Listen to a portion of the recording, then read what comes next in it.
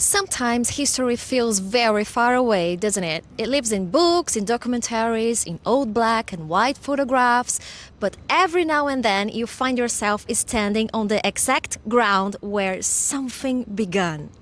Today I'm standing in Manchester outside the home of Emmeline Pankhurst, a place connected to a movement that helped reshape democracy around the world. I don't know exactly what I'm going to find in here. I'm just following my feeling. Let's go. Let's see where it leads.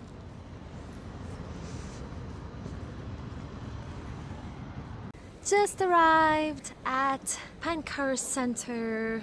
This place, the source of the suffragettes. Let's see what's inside and get to know more, and if they let me in, because I'm late. Okay, so Jamie, my friend, is here with me. We just found out that Emmeline Pankhurst, she used to live here, so it's her old house, isn't it? Yeah, the family, Pankhurst family. We're going to see what's inside.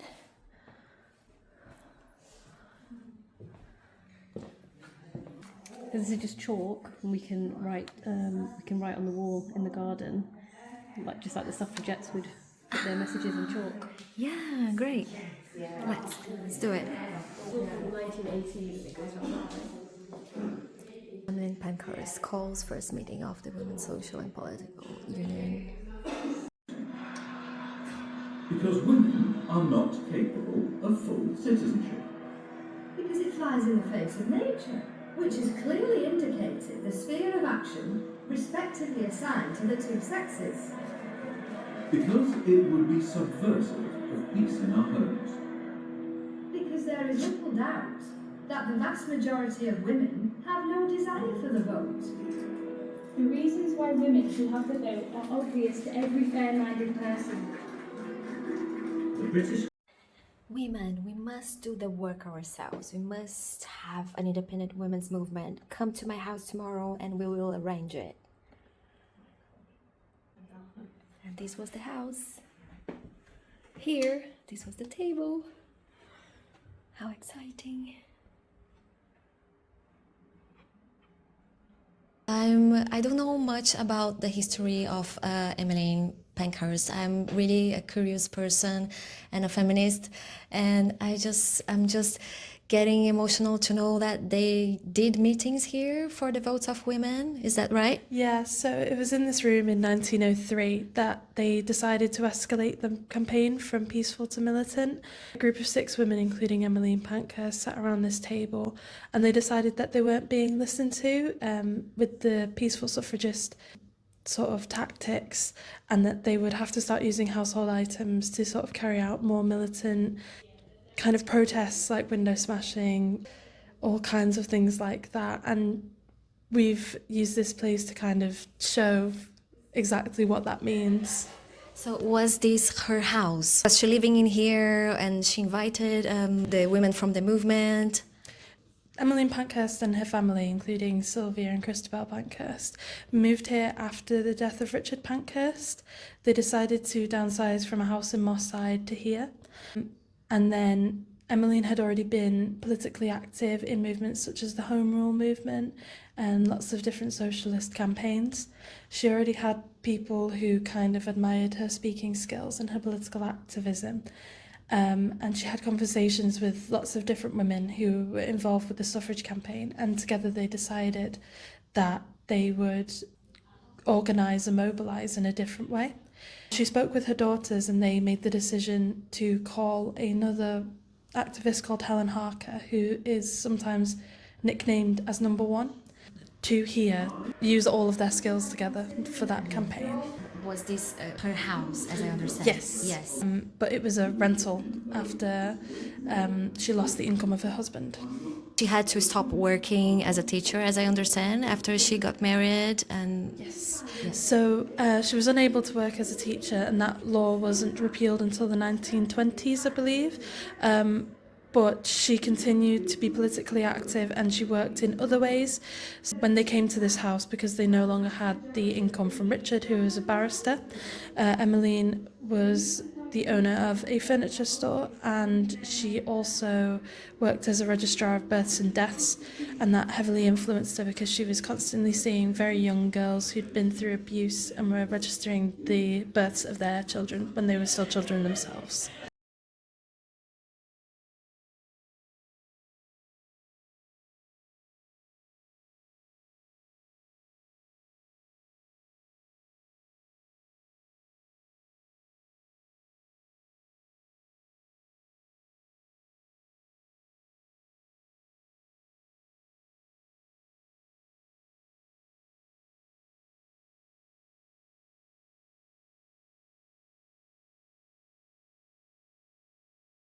I'm getting goosebumps because it was around this table. I'm sure that even working here, every time you think about it, I can see through your eyes that you get a bit of daydreaming of those times, don't you? Definitely.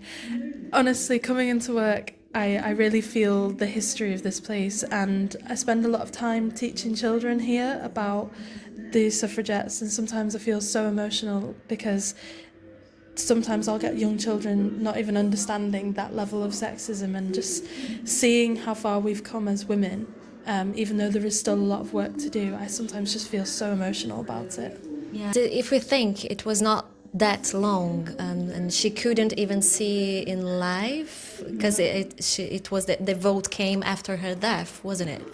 If we talk about the Emmeline Pankhurst. Yes, so Emmeline died just a few months before the law was passed for all women to have the vote.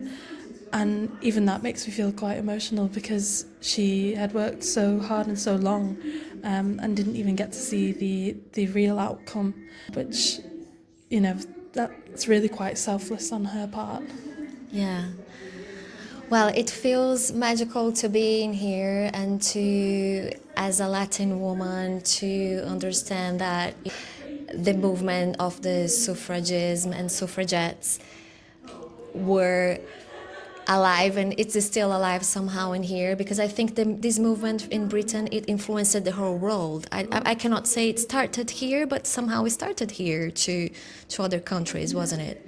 So the suffrage campaign was starting to build up around the world in different ways, but it reached a breaking point after the suffragettes became militant, and it was quickly spreading to places like India, Ireland.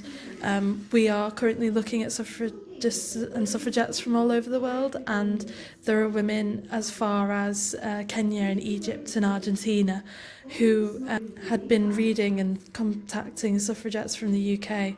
And from this starting place where we're sat now, we're building this kind of knowledge to be able to push that in their own country as well, which I think is really amazing. We are talking about the beginning of it was 1910, 19s, no. Yeah, so really the beginning of the 1900s. So women were sometimes meeting each other, coming across each other at conferences, and for example, the All Women's Conference in India, I know that Besant met with a number of Indian women, and together they discussed what decolonialism and suffrage for women would look like together, and that influenced part of the suffrage campaign in India too. So it was lots of letter writing, lots of bumping into each other in unusual places. Yeah, I think that we quite don't realize, I think I'm older than you, but it's still my generation. We quite don't realize how important it is to have the opportunity to vote.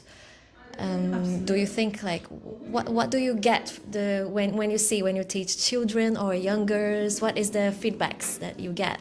I think it's difficult because sometimes they don't sort of realise what a privilege it is to vote because they've never been without that privilege. And I know there's a lot of campaigns about lowering the voting age, and that of course is really important in a democratic state, but they don't even realise what a privilege it is to be a woman who's voting at 18 years old, regardless of your class or social status. And sometimes you'll ask them, why do you need to vote? And they'll really have to think hard about it, because it's just, to them, common sense. And they've never had to fight so hard for that privilege. And I think that is something that's really amazing and such a great marker of progress in our society as well. I think when you arrive here, and you can talk to Poppy, and you see, obviously the pictures, and it's a small room, but you can see through the pictures many women were in here and helping each other in collaboration for this goal. It's not only about the vote, it's not only about the politics, is all included, right? It's all to recognize woman as a human being. We deserve to live, we deserve to choose. Absolutely, and I think we are so lucky as we operate today because we have a team of amazing volunteers who are so dedicated to this space, as you saw when you came in. We also share our space with Manchester Women's Aid, who work really hard to help women who are fleeing domestic violence. So it's really, this place has had an evolution of what a women's resource centre looks like, whether that's something in education or something in vital services and domestic abuse. But there are so many different women who are absolutely dedicated to the story of women's suffrage and women's equality, and keeping a place like this open and running. I know in the UK you have the choice not to vote. Have you ever not voted? And if you meet someone who doesn't vote, what do you tell her? I have voted in every single election since I was 18. I've always been very politically minded, and I come from a politically minded family too, so I always make the effort to at least, even if I can't pick a candidate, I'll go and write something on my ballot rather than not vote at all.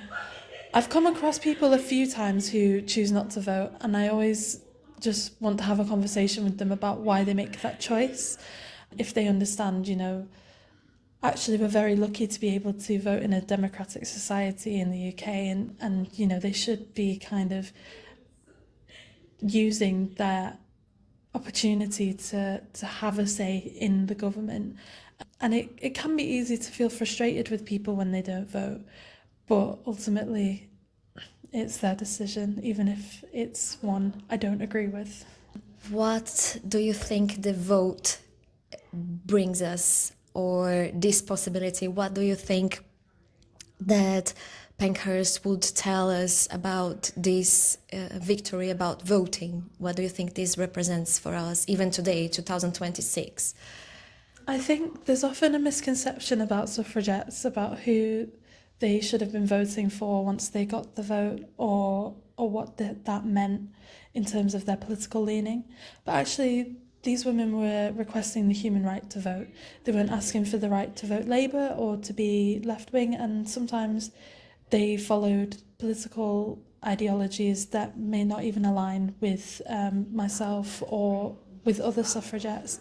And I think that's so important, is to remain liberal and to remain kind of open to conversations with people about who they vote for and why, and to not try and kind of talk down to others about their decisions too.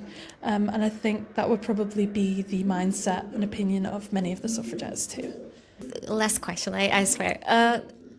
How do you think she got, or from where, or you know more about her story? Just if you can tell me anything about her that maybe we cannot find in these walls, or her personality, or maybe Helen Park, or I just wished I could talk to these women and understand where do they get the courage from, because sometimes I feel as a woman immigrant, I feel so scared of simple things, and I see the courage they had. They were so bold, and they, to be arrested and be daring the government these ways.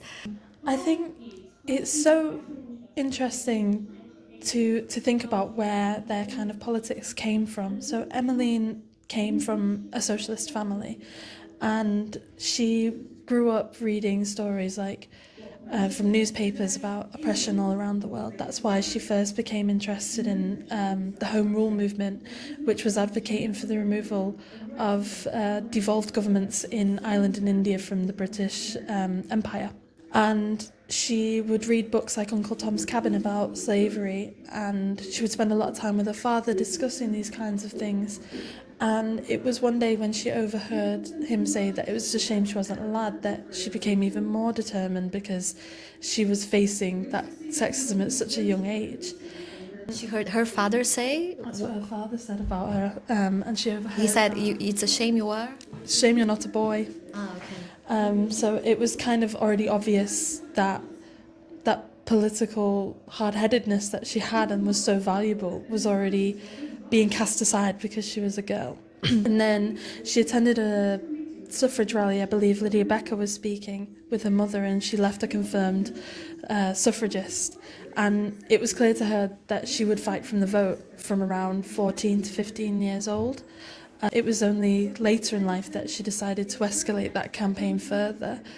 And there's just so many stories like that about the kind of starting points of suffragettes and suffragists that are just so interesting. It's such a kind of rich history because there are so many different women. We all have our ways to fight for our daily lives. Yes, it's such an inspiration. I think it inspires me to stay, hold to what you believe, hold to yourself. What inspiration are you getting now, Poppy, here in this room? For yourself, for your life? I think I've always been I'm a sort of lifelong feminist, but I think being here pushes me further in my feminism. I'm kind of determined to push this story further for people and to represent all kinds of women in the suffrage story, because I think, again, another misconception is that a suffragette looks one way and is one way and she's a middle-class white woman, and I'm not saying those women weren't valuable to the movement, because they were, but actually everyone can see themselves in the suffragette movement from one of the activists, whether they're from the UK or overseas. And I think my determination just comes to represent lots of different women in that. I got emotional here. Oh, thank you. Can I hug you? We Latins, we hug. You are very kind. Thank you. And she explains so well, doesn't she? Oh, thank you so much.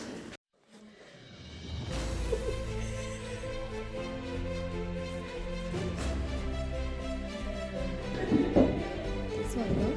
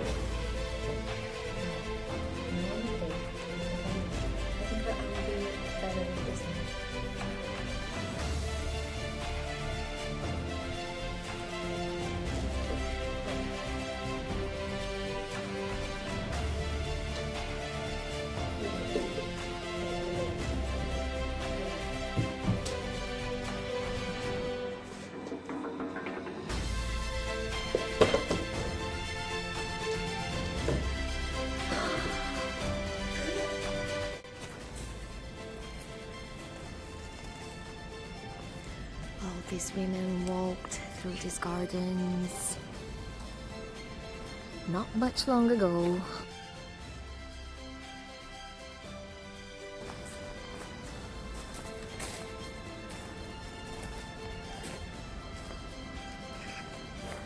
Deeds, not words.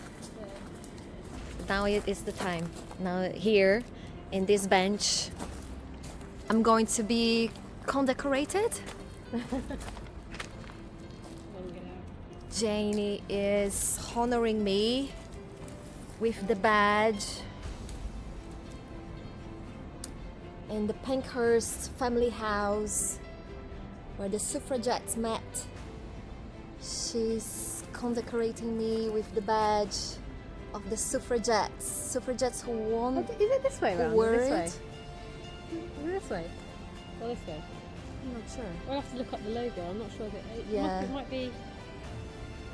It could be that. I don't know. We'll put it on and then we can check. Yeah, we check. But it meant that suffragettes were already arrested. He used it.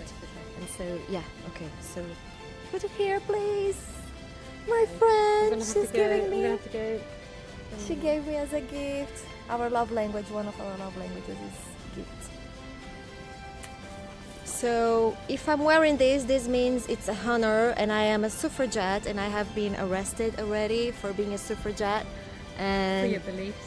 for my beliefs. But I feel like I've been arrested, but I feel like inside I have freedom in my head and I'm not allowing men to dictate all of my free wills. That's what this symbols means at that time, I think. Thank you, Janie, for this is so meaningful because I'm in the wolf's women age and I'm feeling like I'm freeing myself from many things. So yeah, it's the prison I've been before in my life. But imprisonment will not deter women from asking to vote. And so it is through property that we shall strike the enemy.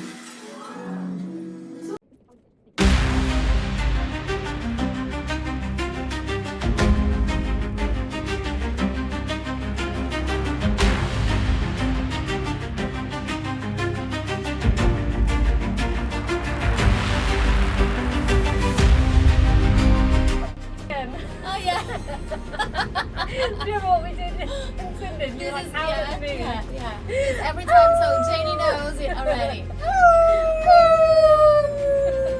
What was your message? The vote was Mine just says, the vote was just the beginning, the fight continues. woo! Women can, women will, just because, and holy makes me happy. One thing I love about this tattoo over here is that Emmeline Pankhurst isn't shown as a queen or a ruler or a politician sitting in an office. As you can see, she's standing on a chair in the middle of a speech. It captures her as an activist, someone trying to make herself heard, a society that wasn't really paying attention or listening to what she was saying. She was there, standing still. The gesture feels almost unfinished, as if she's still speaking to us more than a century later. So what about we dance to you, Emmeline?